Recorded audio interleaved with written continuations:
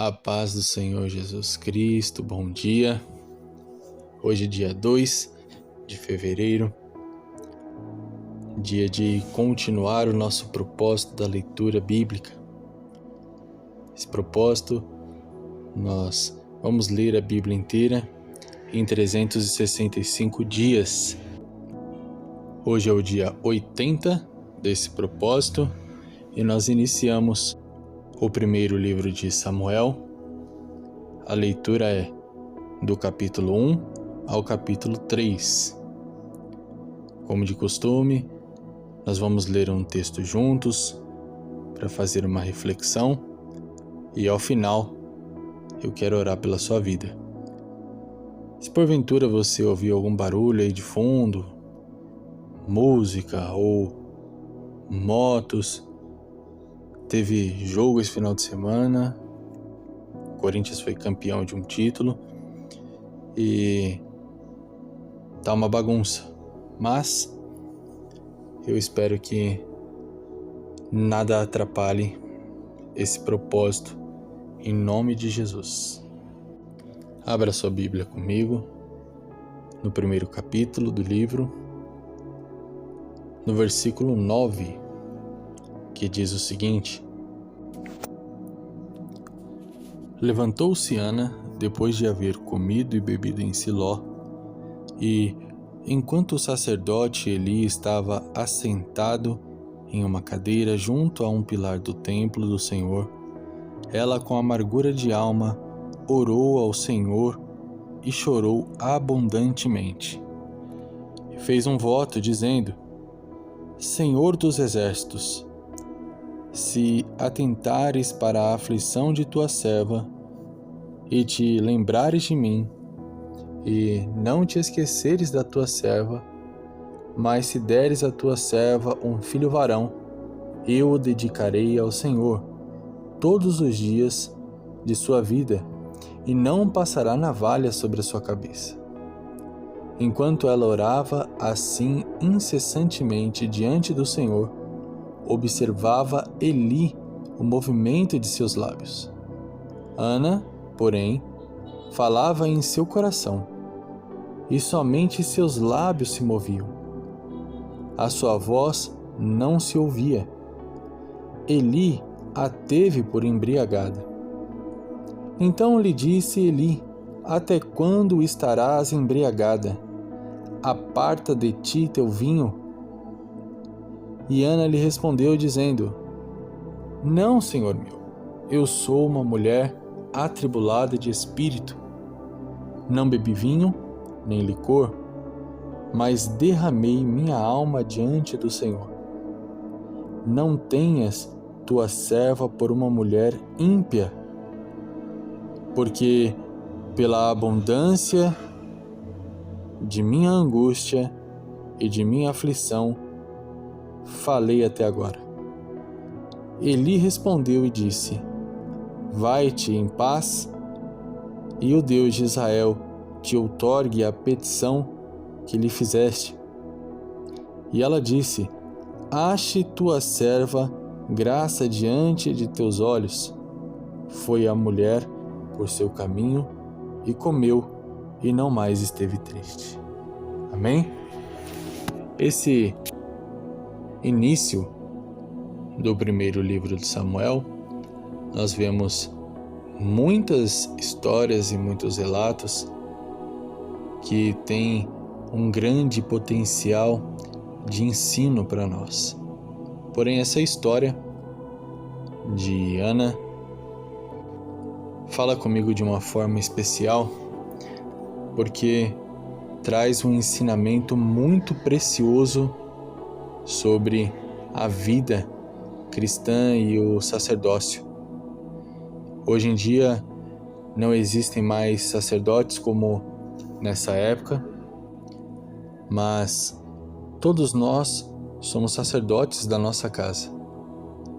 E a nossa família são pessoas que estão debaixo da nossa responsabilidade como sacerdotes daquele lugar.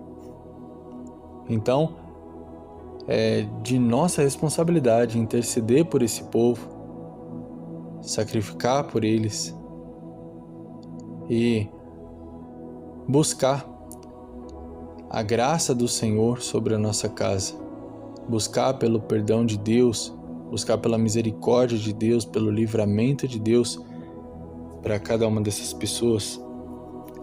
É claro que quando eu digo sacrificar, não estou dizendo sacrifício literalmente como nessa época, né, de animais mortos e de sangue, mas sim o sacrifício vivo, santo e agradável a Deus, que é o nosso culto racional, né, que nós devemos entregar o tempo todo ao Senhor. Mas, retornando ao texto, nós vemos que esse sacerdote especificamente, ele está dentro do templo, ele está com a sua cadeira próxima a um pilar do templo, e uma mulher com uma história muito complicada, onde ela queria dar um filho ao seu esposo Eucana e não consegue. Porém, seu esposo ele tem uma outra mulher chamada Penina, e essa mulher sim, ela consegue dar filhos para ele.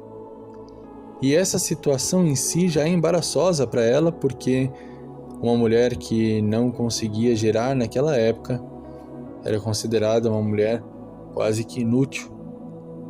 Porém, seu esposo a amava muito, mas a decepção continuava no coração dessa mulher. E como se já não bastasse a situação embaraçosa, Penina humilhava constantemente a Ana.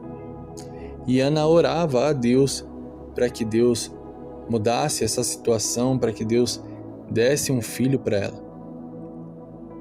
Essa mulher, extremamente triste, extremamente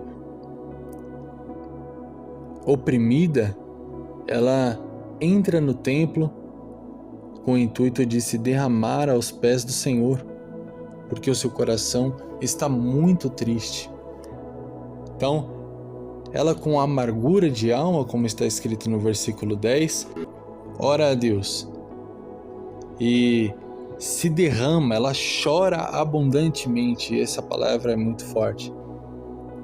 E o sacerdote que estava dentro do templo, ele vê aquela mulher chorando sem parar, balbuciando algo, falando algo que ele não conseguia ouvir ou talvez até entender.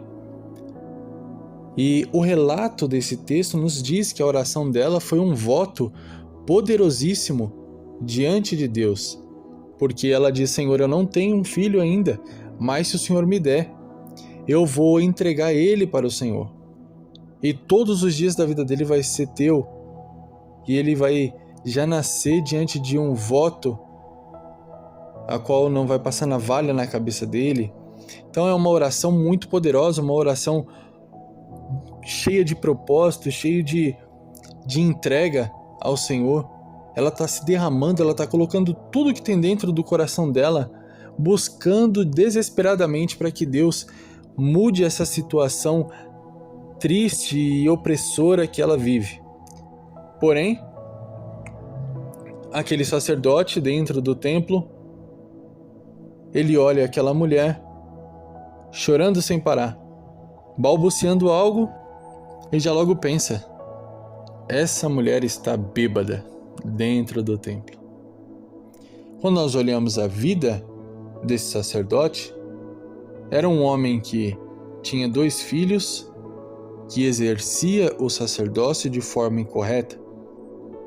Ofni e Finéias eram homens que não tinham o mínimo respeito pelo Senhor, não tinham o mínimo respeito pelo sacerdócio, se aproveitavam da posição que eles tinham para roubar o povo, para desrespeitar aquilo que o Senhor instituiu como obrigatório para que o povo tivesse uma convivência saudável com Deus. Então, aqueles homens que eram maus sacerdotes eram filho desse sacerdote ali, que estava observando essa mulher e julgando ela. O que mexe comigo é que esse sacerdote Eli, ele estava no lugar certo, ele estava dentro do templo, porém ele não tinha mais discernimento espiritual. Era um homem com o coração corrompido. Era um homem que já não mais tinha zelo pelas coisas de Deus da forma que deveria. Se tivesse, ele teria repreendido seus filhos. Mas, em vez de repreender os seus filhos, ele observa aquela mulher e julga. E julga de forma errada. E como se não bastasse simplesmente julgar em seu próprio coração, ele vai até aquela mulher que está se derramando, está colocando para fora toda a angústia, lançando ao Senhor tudo aquilo que oprime ela, e fala para ela: mulher, até quando você vai beber? Até quando você vai ficar dessa forma? Aparta da sua vida o vinho. Então, além de fazer um julgamento errado, ele ainda aborda aquela mulher no seu momento de intimidade com Deus e joga esse jugo, essa visão errônea, essa ideia que ele tirou da própria cabeça dele, como se fosse uma verdade absoluta. Nós temos que tomar muito cuidado com o que nós deduzimos, com o que nós pensamos, com o que nós julgamos de outras pessoas, porque assim como o sacerdote Eli, nós somos chamados para interceder uns pelos outros e não para julgar, porque quem pode julgar e até mesmo dizer se a pessoa está certa ou errada é quem conhece o dia a dia dessas pessoas. Nesse caso, ele não conhecia o dia a dia de Ana, porque ela só subia ao templo uma vez por ano. E caberia a ele, então, interceder por ela. Uma mulher que estava buscando socorro de Deus. Às vezes vêm pessoas até nós buscando socorro de Deus. Ou até mesmo nós vemos pessoas clamando a Deus, fazendo coisas que parecem absurdas, mas só quem conhece o coração dessas pessoas é Deus. Não cabe a nós julgar se verdadeiramente essa pessoa está tendo intimidade com Deus ou não. Cabe a busca pelo Espírito Santo de Deus. Cabe buscar discernimento da parte de Deus. Porque muitas vezes você pode estar diante de uma pessoa com amargura no coração, que está entregando tudo o que tem ao Senhor e julgando essa pessoa de forma errada. Talvez essa pessoa tenha até mais intimidade com Deus do que você tem. E olhe que você deveria ter muito mais do que ela.